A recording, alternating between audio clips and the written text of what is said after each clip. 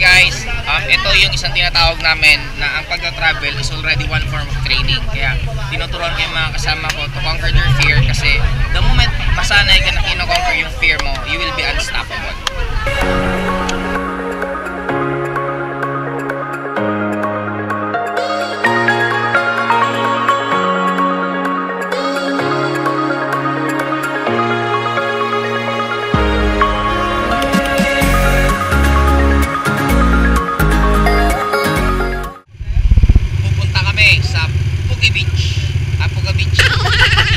Saan ulit? Pupunta po kami sa Puka Beach.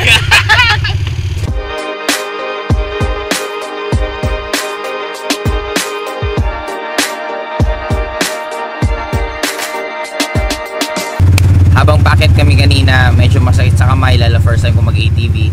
And lalong-lalo na habang umaakyat ka, mas mabigat kasi syempre inuupos mo yung gravitational pull ng Earth. And dun ko rin na-realize na ang buhay is ganun. Habang paakyat ka, mahirap talaga dadaanan mo.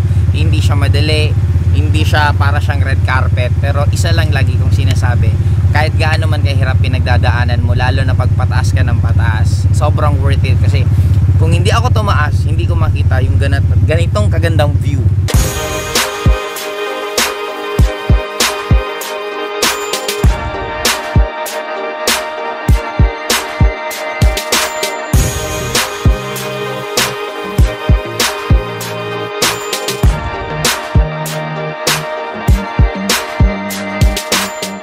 Alam mong maganda sa problema.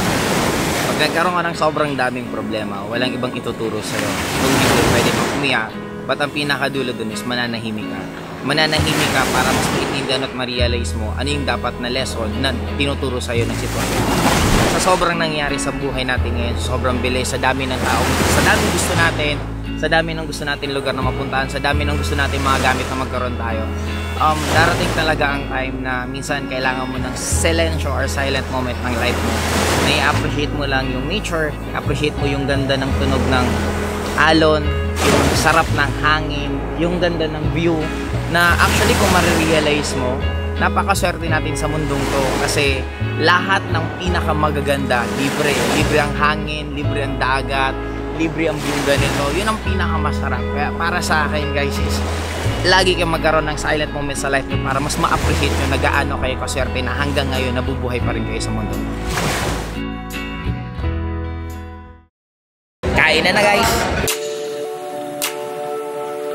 For our success!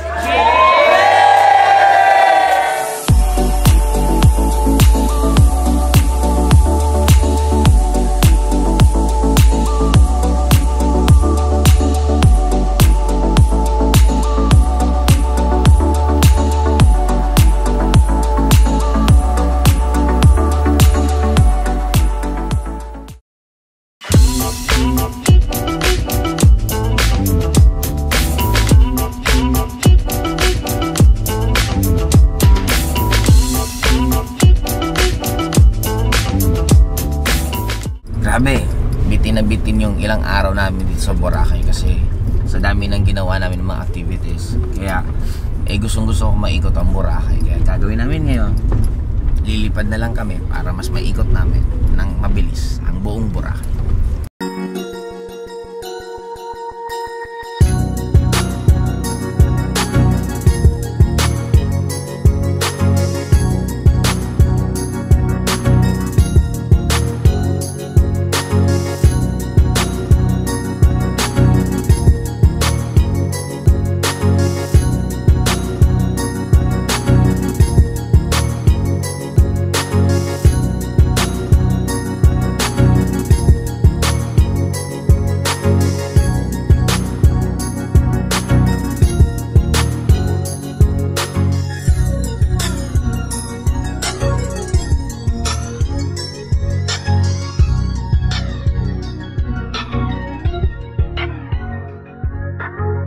Appreciate everything na nangyari sa'yo.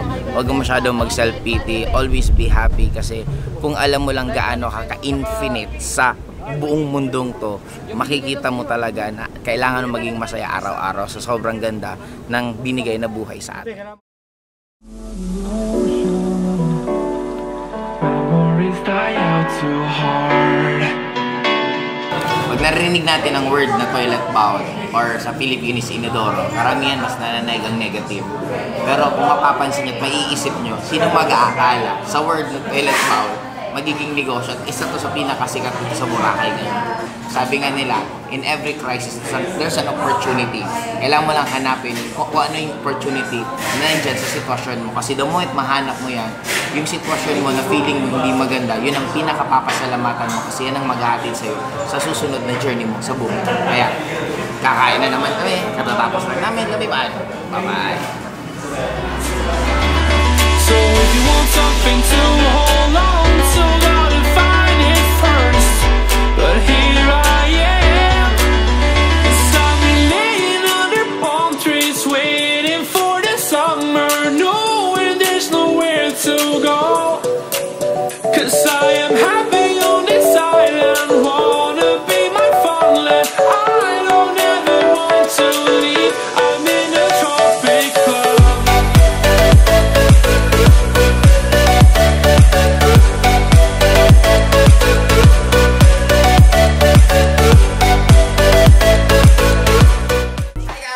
If you like my videos, click subscribe below for more updated content.